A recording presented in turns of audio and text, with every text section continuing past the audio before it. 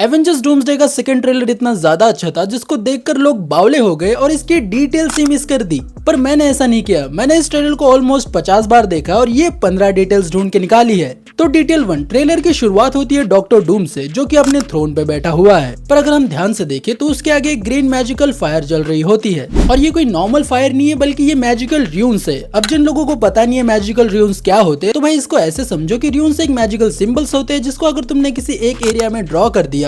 तो उस एरिया में तुम्हारे अलावा और कोई भी अपना मैजिक यूज नहीं कर पाएगा। और डॉक्टर डूम के आगे जो ग्रीन मैजिकल फायर जल रही है वो असल में यही र्यून्स है, ताकि अगर कोई भी डूम के थ्रोन रूम में आए तो वो अपनी मैजिकल पावर्स यूज ही ना कर पाए। डिटेल नंबर 2, ट्रेलर के नेक्स्ट सीन में हमें सू स्टॉर्म दिखाई जाती है जो कि बाकी कैरेक्टर्स को डॉक्टर डूम के बारे में बता रही है। पर अगर हम यहाँ सू स्टॉर्म को ध्यान से देखें तो वो रो रही है, जिसका मतलब या तो डूम ने उसके किसी करीबी इंसान को मार दिया है या फिर उनकी पूरी अर्थ को ही डिस्ट्रॉय कर दिया है। डिटेल नंबर 3, इसके बाद हमें बाकी सुपर हीरोज दिखाए जाते हैं जिसको देखकर लगता है कि सू स्टॉर्म और ये सभी सुपर हीरोज एक ही रूम में है। पर अगर हम इन सुपर हीरोज के बैकग्राउंड पे थोड़ा सा ध्यान दें तो ये बैकग्राउंड अलग है और सू स्टॉर्म का बैकग्राउंड एकदम ही अलग है। डिटेल नंबर 4, इसके बाद हमें मैग्नेटो दिखाया जाता है जिसका एक हाथ टूटा हुआ है, जिसको या तो डॉक्टर डूम ने तोड़ा है या फिर बाकी एवेंजर्स ने तोड़ा है। और मैग्नेटो के हाथ को तोड़ने का सबसे बड़ा रीजन ये है कि मैग्नेटो अपनी सारी पावर्स अपने हाथों से ही यूज करता है और अगर उसके हाथ को तोड़ दिया जाए या फिर उसके शोल्डर को डिसलोकेट कर दिया जाए तो वो अपनी पावर्स को उतनी आसानी से यूज नहीं कर पाएगा।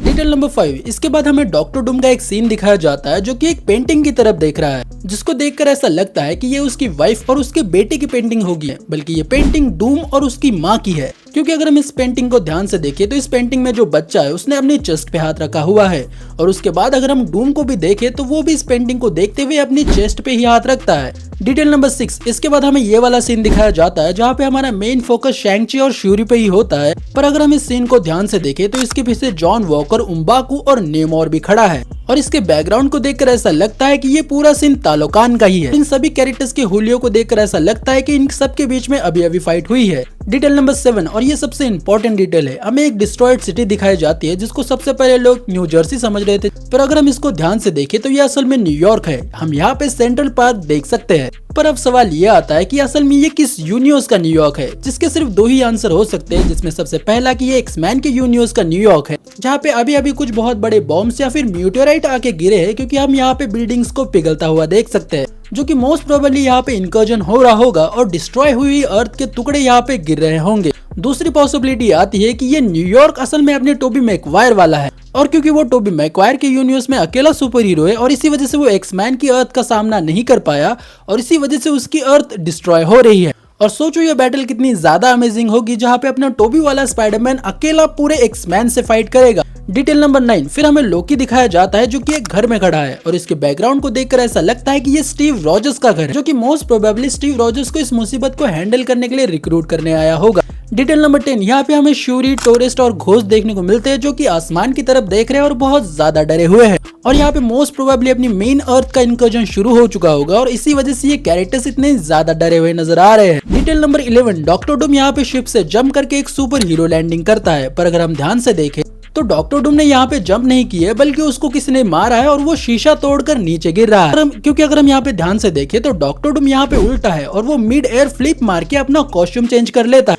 पर अगर हम इसी सीन को थोड़ा सा और ध्यान से देखें तो यहाँ पे हम डॉक्टर डूम के सूट से कुछ बाहर निकलता हुआ देख सकते हैं, जो कि मोस्ट प्रोबेबली उसके कंधे का बैच होगा जो कि टूट के गिर चुका है, क्योंकि अगले वाले सीन में हम डॉक्टर डूम को सिर्फ एक ही बैच के साथ देख सकते हैं। पर ये तो एक बोगस थ्योरी है, क्योंकि अगर हम इस सीन को ध्यान से देखें तो ये फ्लाइंग ऑब्जेक्ट असल में म्योनिर जैसा लग रहा है, जो कि उसको स्टीव रॉजर्स ने मारा है और इसी वजह से वो शिप का शीशा तोड़ कर गिर रहा है। अब स्टीव रॉजर्स ने डॉक्टर डूम को क्यों मारा है इसके बारे में किसी और वीडियो में बताऊंगा, मेरे पास पूरी थ्योरी और इस सीन में बहुत सारी डिटेल्स है, क्योंकि यहाँ पे अगर हम डॉक्टर डूम के हाथों पे ध्यान दे तो उसने कुछ मैजिकल सिंबल्स क्रिएट किए हैं और इन्हीं मैजिकल सिंबल्स की वजह से वो अपना सूट इतनी तेजी से चेंज कर पाया है। डिटेल नंबर 13, डॉक्टर डूम ने थॉर के स्ट्रॉन्ग ब्रेकर को रोकने के लिए मैजिकल एबिलिटीज का यूज किया है, क्योंकि यहाँ पर अगर हम डॉक्टर डूम के हाथों पे ध्यान दे तो यहाँ पे हमें थोड़ी सी ग्रीन एनर्जी देखने को मिलती है और इसके अगले सीन में डॉक्टर डूम इसी मैजिकल एनर्जी का यूज करके थॉर के हाथ से स्ट्रॉन्ग ब्रेकर छीनकर उसको दूर फेंक देता है और इसी मैजिकल एनर्जी से थॉर पर अटैक करता है। और अगर यहाँ पे हम थोड़ा सा और जूम करके देखें तो यहाँ पे जैसे ही डॉक्टर डूम का थॉर को अटैक लगा है,